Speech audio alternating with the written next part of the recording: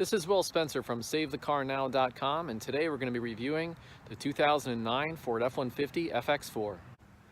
Today you essentially have 5 choices of full-size truck in the United States. You have the Toyota Tundra, you have the Nissan Titan, you have the Chevrolet Silverado / GMC Sierra, you have the Ford F-150, and you have the Dodge Ram. Now, today I'm going to talk about why the F-150 and F-Series in particular has been so successful for so many years. This engine makes 310 horsepower and 365 pound-feet of torque. The flex fuel option makes 320 horsepower and 390 pound-feet of torque. This is my own truck that I purchased new in 2008 as a 2009 model. As you can see, it's the FX4 package, and it's the Super Crew, which gives you a large back seat, which we'll look at in a minute. This truck has done 110,000 miles, and when it was 2 years old, the Rough Country 6-inch suspension lift was installed along with the car hoop steps. So you're thinking, okay, big deal. This truck is over 10 years old now. Why are we doing a review of it in 2019? Well, the simple reason is because this truck represents a good part of the reason why Ford has been so successful throughout the years. With the lift in the tires, this truck has been subjected to a lot more wear and tear than a vehicle would be if it was left stock. I'm going to show you how my truck has held up throughout the years and highlight some of the issues that have arisen over the course of that amount of time. Starting with the exterior, from afar it looks like the truck has held up pretty good as far as the paint's concerned. Hasn't been in an accident or nothing's been replaced from that, but you can see that there is some rust, and that's really our number one and really the only big issue that has arisen over the course of ownership. One of the worst areas is here right in front of the driver's side front tire, and you can see how the paint has just worn away here over time. Now, this is in New Jersey, and New Jersey and Maryland, where this truck has been its whole life, has a lot of salt that the vehicles have to contend with in the winter months. The other really bad area of rust is just behind the cab, also on the driver's side. Zooming out to get a better idea a little bit of where we are here. And this has been an issue for many years with the F-150s, and a common area that is subject to rust. So this will be worked on. I'm gonna try to fix this myself actually, and maybe we'll do a video on that. But this is the one area where I'm mostly concerned about. I mean, the area underneath there is not exactly into the cabin, but it's bad enough that it warrants a fix. Now, the opposite side of the cabin, at that same corner in front of the rear wheel on the passenger side now, isn't anywhere near as bad. I couldn't tell you why. You would think actually, if anything, there'd be more puddles and things on the passenger side than there are on the driver's side, but that's the way it's worked out.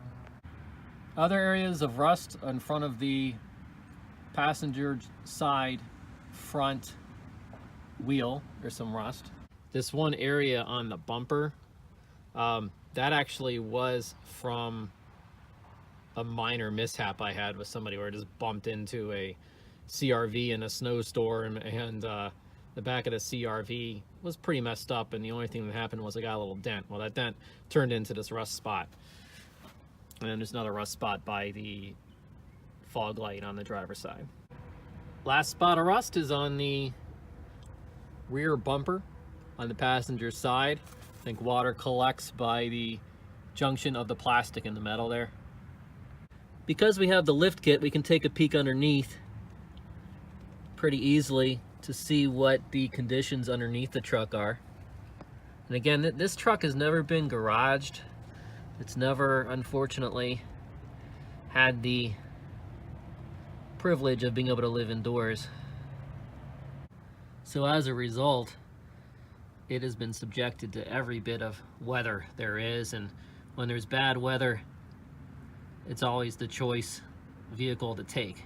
I do have other vehicles that I can drive.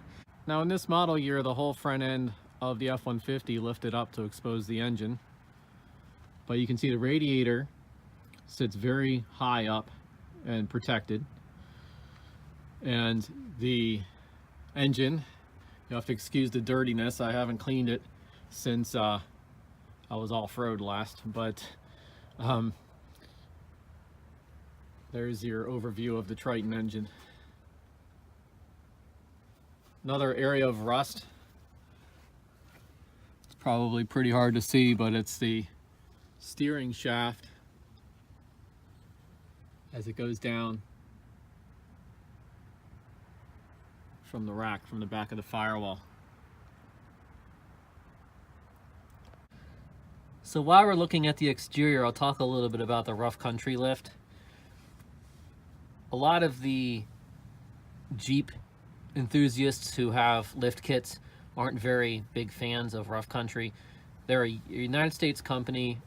You do get a lifetime warranty of their parts, and the Jeep people with the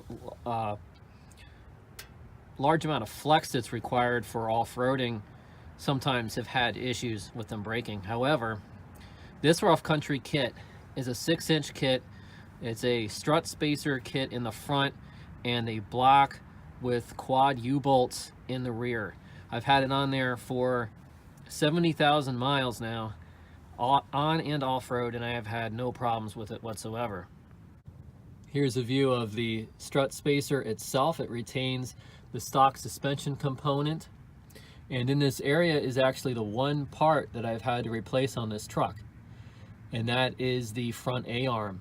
So that A-arm it has been replaced because it needed a new ball joint, and those are pieces that now they don't replace the ball joint anymore, they replace the whole arm. So that has been replaced. Otherwise, believe it or not, I have not had to have anything done with this truck. And that's sort of the point of this video. People wonder why people keep buying F-150s. Now, I will not say every Ford vehicle holds up as well as this truck has, especially in my own experience. But literally over the 110,000 miles that I've owned this vehicle, taking it on and off-road on construction sites, sometimes with the engine just idling for warmth in the middle of winter, the only thing I've had to replace is that ball joint, and that's with a lift kit, which puts extra stress on the suspension. There are some components here that I've added that have worn a little bit. The car hoop steps. You can see this one in the front might look a little bit cleaner than the one in the back. There is some salt and things on the road right now, so the truck is not super clean.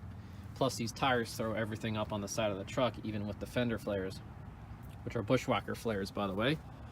They were painted to match the truck. As far as these steps are concerned, they're very inexpensive. They've been on there since the lift kit was installed, so they've been on there for 8 years. However, the step in the front, you may see, looks a little bit cleaner than the one in the back. The reason is because I just had to replace this step because it actually fractured, and I have the old step back at the house, and I'll show a picture of what it looked like. But the step itself rusted in half, essentially. It broke at the connection of the bolt to the mount. Because there's less metal there, over years it just broke, which was a nice surprise when I went to jump into the truck one day.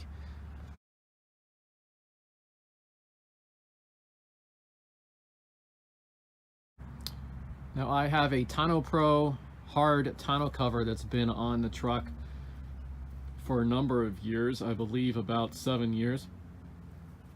It was an inexpensive option, and the only problem I've had, as you can see, is this weather stripping has come off, and so I've re-adhered it a couple of times, and I have to do that again, as you can see. The Rhino liner that I've had since the truck was new, Ford does not put these in for some silly reason, so I had to do it aftermarket, but it has been flawless. I've had no problems with it, and it's highly, highly recommended. One of the annoying things is that the emblems just fall apart. The laminate on it does not hold up to the weather. So the one on the back on the tailgate actually fell off, and I had to go get another one and glue it on. This one here won't fall off because it's part of the grill, but it is corroding and makes it look kind of lousy. So at some point I may replace that as well. Looking at the interior of the 2009 F-150, it's dated by today's standards, but for me, I actually really enjoy it. And the reason why is, even though there's a lot of buttons, there isn't anything that this truck doesn't really have. By that, I mean, yes, you could have a navigation system. In fact, it was an option this year, the 2009 model year, but I did not opt for it.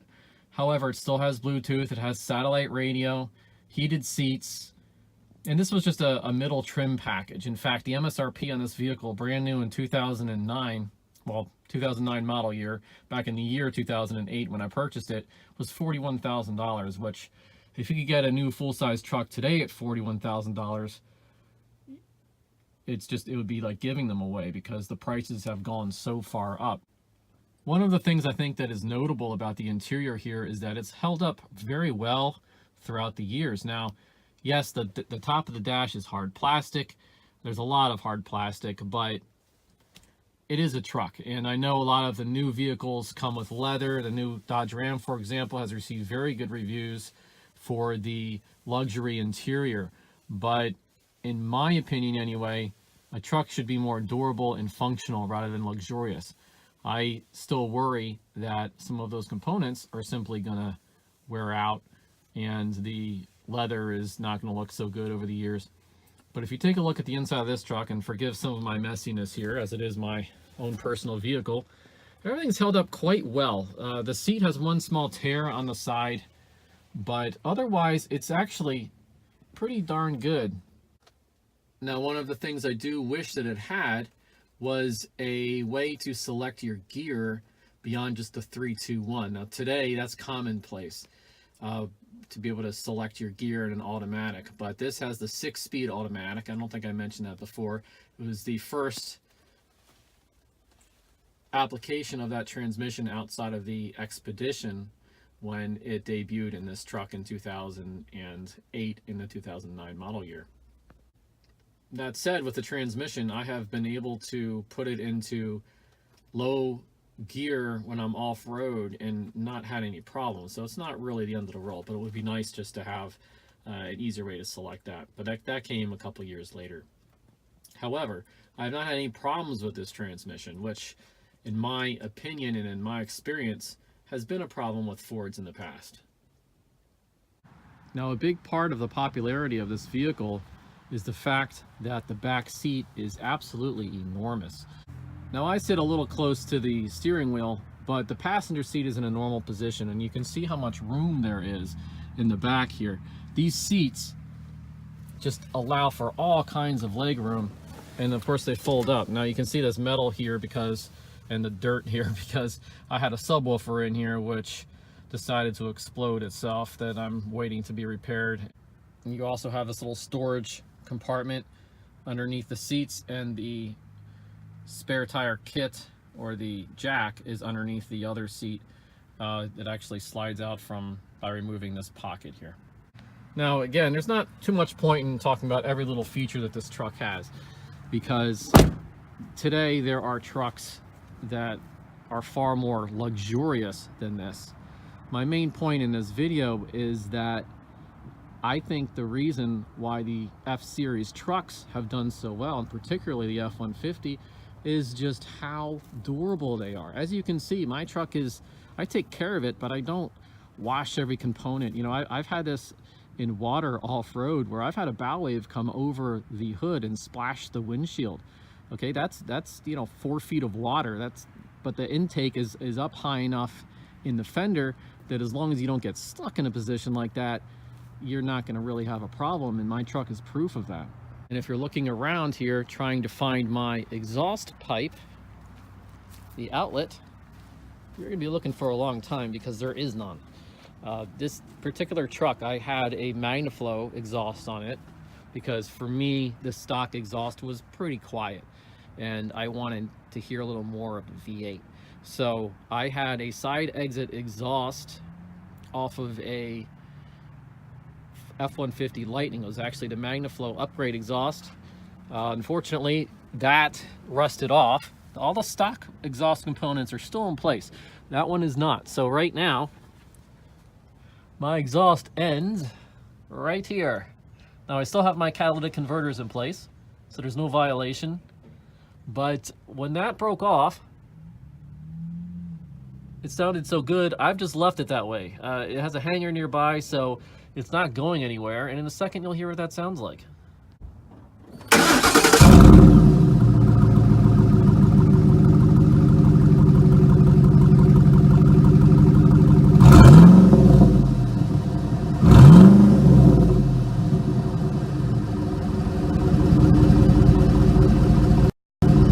One last thing I want to mention is how clean the dial setup is.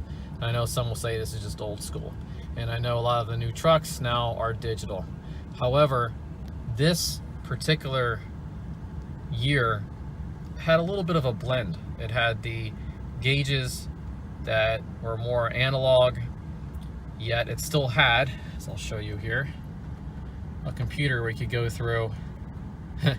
Okay, I should talk about something because I just saw it flash on here. Yeah. So I should probably talk about this a little bit. When this truck was brand new, it got 18 miles per gallon on the highway, and I confirmed that. However, this truck does not actually get 12.2 miles per gallon because it has the larger tires on it. It's got 35-inch tires, and I did not adjust the computer, and therefore it means that this truck has over 110,000 miles and gets closer to about 14 miles per gallon, which is not great, but considering the weight of this truck and the size of the tires, I'd say it's pretty decent. Performance figures for the 2009 F-150 were about 8 seconds 0 to 60. Now my truck with the modifications has slowed that down. However, with the torque, it still feels pretty powerful. So why is the F-150 the best-selling vehicle in America? Not just the best truck, but the best-selling vehicle in America? I'd say it's because it's reliable, it's not overly complicated, and I haven't even spoken about the capabilities of this vehicle. I have a locking rear differential that was an option in 2009 that I have used a lot of times off-road, and it comes in very handy when you're in the sand, when you're in the mud. It became something that was more of a common option, and you can now get them on Lariats, and of course they come on the Raptor, but when I had this truck, it was something that was extremely rare, and it still works perfectly fine, and I've used it on time and time again, even with the lift kit. I should also mention that I went off-road a lot with this truck before I put the lift kit on it, and it did extremely well. The main limiting factor were the tires. Now, I'm not going to tell you that this is the best truck in the world and Ford is awesome and everything else is terrible, because that's just not true in any way, shape, or form. But my own personal experience is that the F-150 is extremely durable and that it does very, very well. It's spacious, it's comfortable, and while the new ones may be getting very expensive, if I were in the truck market right now, I'd look very strongly at a used F-150. The issue is they're driven and used so much that it's very hard to find one that has less than about 100,000 miles on it that you can afford, because the new trucks are now $70,000 and a used one can cost you $40,000 or $50,000. Okay, so quick driving impression, and I'm sorry for the camera because my GoPro I was planning on using decided not to turn on, so got to figure that out. But at any rate, let's do an acceleration run here.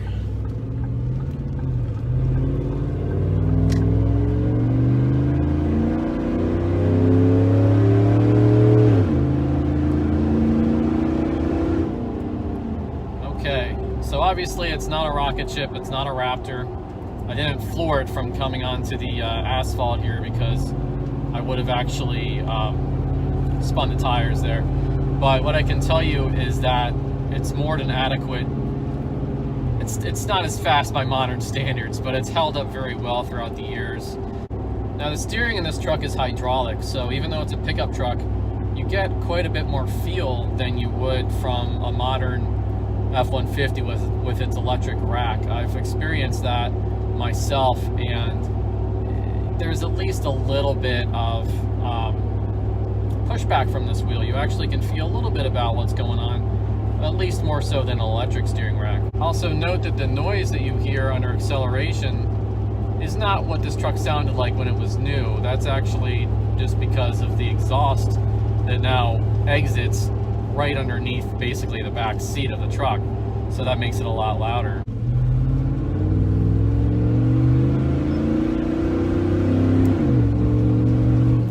Okay, so now I'm going down a little country 2-lane, and you can hear there really aren't many rattles. In fact, I have a baby seat mount in the back seat, and that does move around a little bit, but otherwise it's still really tight in here. I recently drove a Dodge Ram that had a few more miles on it than this, and it was just rattling all over the place.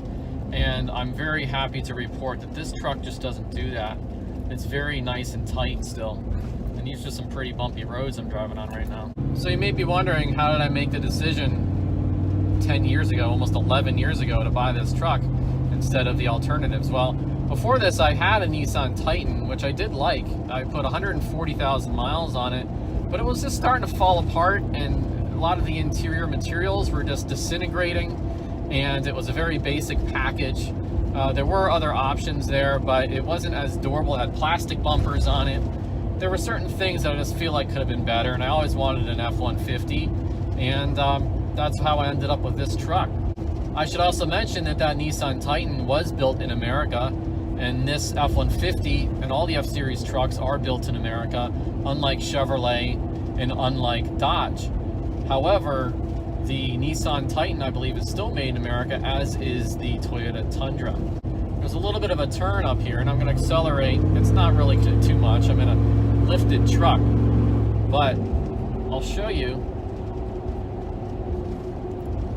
that it actually does very well. The corner's a lot flatter than you think it would. Adding the lift actually made the truck more stable. It increased the width of the track so that you actually have a wider stance, and the anti-roll bar is beefed up, and the truck doesn't lean as much as it did when it was stock. So in some ways it's actually improved. And the main reason that I have this truck and use it so much outside of work is because I just don't have to worry about anything. I can take this truck and throw my kids in it and anything I want, and I'm just not worried about hurting it. If you look closely at the paint outside, you will see that it has a lot of pinstriping in it, as they call it, from the trees and whatnot, because I have taken this truck off-road quite a bit. But to me that doesn't bother me, because that's why I bought this truck, and that's why I put the lift kit on it. I also have to add that with the weather, you can drive this truck through anything. I've driven it, even when it was stock, I drove it through 2 feet of snow plus with no problem. And since then I've driven it through even deeper snow, as well as obviously mud, and frankly really heavy rain. Part of it's because of the mud tires, but with really heavy rain it doesn't even tug at the wheel. The risk of hydroplaning is extremely low because the lugs on these tires are so good. I should mention that the tires I had on here originally after the lift kit were Ditto Trail Grapplers, and since then I have replaced them with another brand because they're cheaper, but these tires do just as well. Now, even though it's cold, I put the windows down because I really like to hear the exhaust in this truck. And again, it doesn't exit out the back anymore, so I put the side windows down as well. But here we go, we're gonna do a little bit of an acceleration run.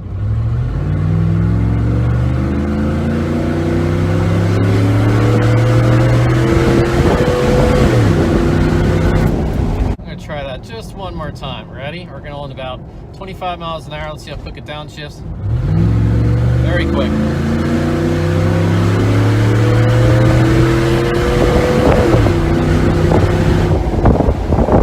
It's not a sports car, but I'd say it sounds pretty darn good. And to have that in a vehicle with this kind of capability, it's almost unbeatable in my opinion. So while I'm finishing up my drive here, I'll take this minute to talk a little bit about my website. SaveTheCarNow.com is about the thrill of driving. It's about the takeover of the autonomous vehicles and the electrification of vehicles. Part of the reason why I'm reviewing my old truck now is to show how delightful old vehicles can be and how delightful the internal combustion engine is. I couldn't help smiling hearing my exhaust make all the noises. It pops, it burbles, and it just, to me, sounds great. Yeah, of course, right now, I should also note, you can barely hear it because they're just trudging along normally and the windows are up and everything. It barely makes a noise at all. But back to the website, with Save the Car Now, I'm looking to show not only that the internal combustion engine is a good thing, but that there are alternatives that are being developed that are going to be better than electric vehicles. And that is a discussion for another time. I don't want to go into it all right now, but there's an alternative gasoline that is being developed that actually is made from renewable resources and can be burned in internal combustion engines. This is a far better solution than having electric vehicles with batteries that are going to be thrown in landfills that slowly lose the capability to hold energy throughout the life of the battery and ultimately need to be replaced. So part of what I aim to do is to continue to review vehicles. I have 3 other vehicles of our own that I'm going to review, and then I'll look to start reviewing other ones, and all aiming to show that driving your own car rather than having a computer drive your car is a far more enjoyable experience. And as new generations, like my son, who's 6 years old, start to get older, they should learn how to drive cars properly and learn how to drive manual transmissions. And one of my videos coming up is going to be talking about how to drive a car properly to get the best out of it. So if you have an F-150 or a Ford product and want to either tell me how terrible it is, or if you agree with my assessment on my own personal vehicle, please add something into the comments down below. I'd love to hear from you. Additionally, if you like this video, please hit the like button and subscribe. And I'm going to be adding videos here in the next couple of weeks and hope to continue to do so. I do have more exciting vehicles to look at than pickup trucks. I'm also going to include a clip of this truck off-road, which I haven't spoken too much about, in addition to some drive-bys. So thank you for watching, and I hope to see you on the next one.